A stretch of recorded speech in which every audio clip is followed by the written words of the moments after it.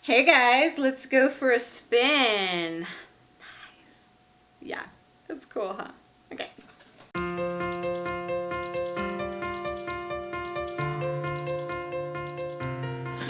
Hello again, Remodelaholics. I'm excited to show you another great DIY project. For those of you who are new, welcome. Please be sure to subscribe and click the notification bell to see our new projects weekly. So we had seen these cute square tiered trays around at boutiques and decor shops, so we set out to make our own with a twist. Get it? The twist. Okay, ready? Ooh. We added an inexpensive Lazy Susan turntable to make this tray perfect for serving at a party or even holding essentials at the dining room table. Or in your office. Isn't it so cute? I mean, you could use it anywhere you want. Okay. To build this tiered square tray, download the full building plans over at Remodelaholic.com for all the precise cuts and measurements. See, our team has done all the math work for you, so you don't have to.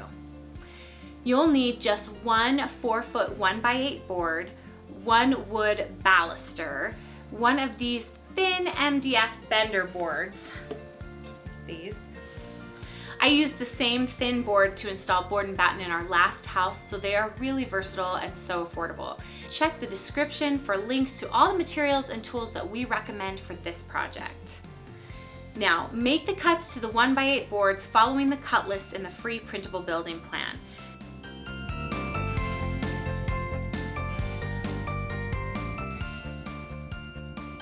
You'll cut 2 longer pieces, then a smaller square, and 1 smaller scrap which will be cut to size later. Join the 2 longer pieces together to form a larger square. We used a neat little tool called a doweling jig, and it's pretty life-changing and easy to use. Lay the 2 pieces out together and then mark the edges across both pieces. Line up the jig with the mark, tighten the clamp, then drill out the hole using a stop. Repeat for the other 3 holes. Apply glue to 1 board edge and 2 holes. Place the dowel joiners, then attach the second board. Clamp in place until the glue has dried. If you don't have a dowel jig, you could put this together with a Craig jig. You could also just put it together with glue and some staples on the bottom. Super simple. It just depends on how much action you are going to have on your piece. You could also use a biscuit joiner. There's a lot of different ways to clamp pieces like this together.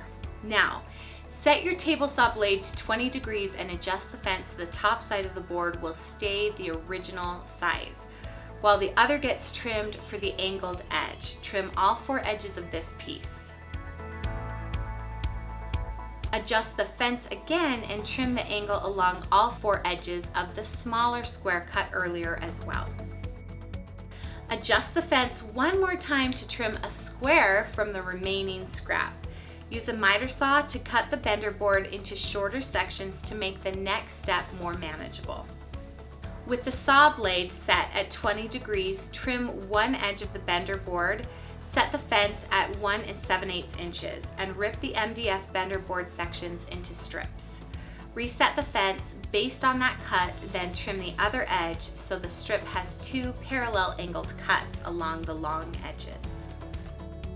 Now repeat for the remaining bender board sections, flipping and rotating the board so that the angled edges are aligned correctly. Next, cut a 7-inch piece of baluster, adjusting the cut to include the carved details you like best. Drill dowel holes for each tier level. We originally added the edges first, but it was more complicated that way, so we recommend drilling the holes before you add the edges.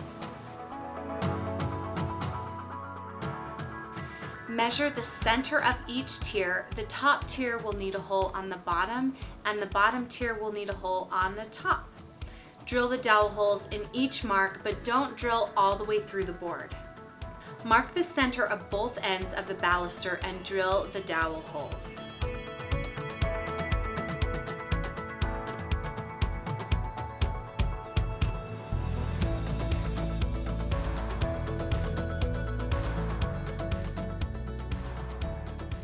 On the bottom side of the largest tier, measure and mark from corner to corner, Then line up the turntable to be centered with the markings. Mark the holes with the turntable hardware so you can drill pilot holes later. Next, cut and attach the edges to the trays. These pieces will be cut like crown molding, where the angle on the base of the saw is the top of your piece. This method reduces waste and means you won't have a scrap pile full of odd-shaped pieces, but it does take some practice. Watch how we do it in the video and consult the printable building plan and blog post for more details and help if needed. Cut the first end at a 45-degree angle on the right end. We set a stop so that when the blade was rotated to make the left cut, the piece would measure the right length as detailed in the building plan. Then rotate the saw blade to cut the 45-degree angle on the left side of the piece. Now flip the remaining piece over so the bottom is now the top. Slide that piece against the stop and cut again. Flip and repeat twice more so you have 4 pieces the same size. And no random scraps. Repeat the process to cut the edge for the bottom tier. Attach the edge pieces to the tiers using glue and brad nails. Repeat for each of the 4 sides on each of the tiers. Next, use the turntable hardware to adjust the fence of the table saw and cut a square the same size from the remaining piece of board, creating a base to perfectly fit the turntable. Fill all the nail holes so the filler can dry while you move on to the next step. Mark the holes for the turntable on the base and drill the pilot holes for the turntable on the square base and on the bottom tier where you marked earlier.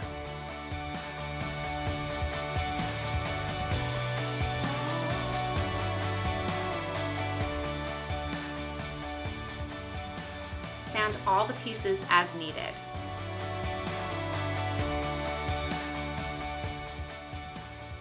Next, we painted all of the pieces before assembling the tiered tray. We applied a couple coats of paint, then stenciled the interior of the upper tray for a bit of more added interest, but do whatever you think looks great. But here's a tip for stenciling. Apply a thin coat of the base color to the stencil before you paint the contrast color. This will seal the edges of the stencil and give you a crisp, clean line. The lower tray was taped off and the interior section was painted the contrasting color, a nice creamy color to match the neutral gray of the other pieces.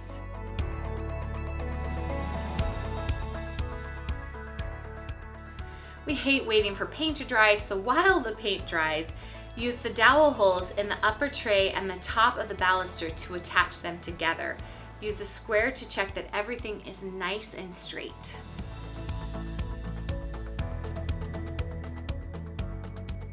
Next, attach the turntable to the square wood base. Then attach the base with the turntable to the bottom tray using the pilot holes you drilled earlier.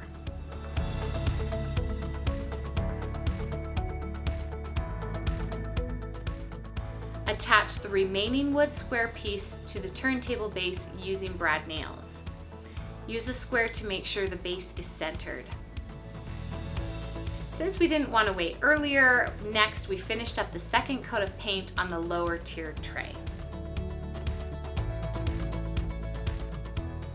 Once that's dry, apply glue to the baluster end and the dowel hole in the bottom tier. Tap the dowel in and set the baluster in place. Use a square to keep everything straight and nice. Once the glue dries, take your new tiered tray for a spin. This is so fun. Okay, let's do it. Take it for a spin. What would you use a tray like this for? Tell me in the comments. Would you use it for decor, food at a party, craft supplies, maybe jewelry, school supplies, at a homework station, in your bathroom with makeup on it? Ooh, wouldn't it be pretty with perfume? I don't know. There's just a million different uses. And remember that you could make the trays different size if you wanted. Thanks for watching, guys. Be sure to click subscribe to see more new projects every week. See more of what our team has been building by checking out these videos here too, and we will see you next week.